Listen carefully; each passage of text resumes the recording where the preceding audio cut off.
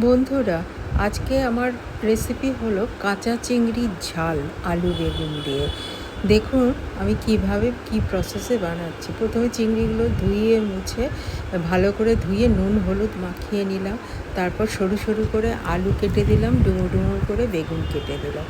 ওর মধ্যে ঝাল লঙ্কা, Kashmiri red chilli powder, হলুদ গুঁড়ো, কাঁচা লঙ্কা, পেঁয়াজ, সর্ষের তেল ও লবণ দিয়ে ভালো করে মেখে নিলাম।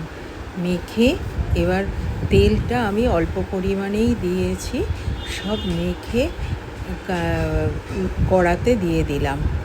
কড়াতে দেওয়ার পরে আস্তে আস্তে তেল গরম করা ছিল, কড়াতে দিয়ে দিলাম। দিয়ে নেড়ে চেড়ে, এটা কিন্তু একটুও জল আমি দেবো না, এটা ধরে চাপা দিয়ে দিয়ে আস্তে আস্তে কষিয়ে কষিয়ে করতে হবে। দেখুন নিজস্ব জলের থেকেই সব জল কি সুন্দর বেরিয়ে গেছে। নুন দেওয়া ছিল তো সুন্দরভাবে সব সেদ্ধ হয়েছে। তোমরা ইচ্ছে করলে এখানে ধনে পাতা দিয়ে এটা নামাতে পারো, আমার কাছে ধনে পাতা ছিল না তাই আমি দিতে পারিনি।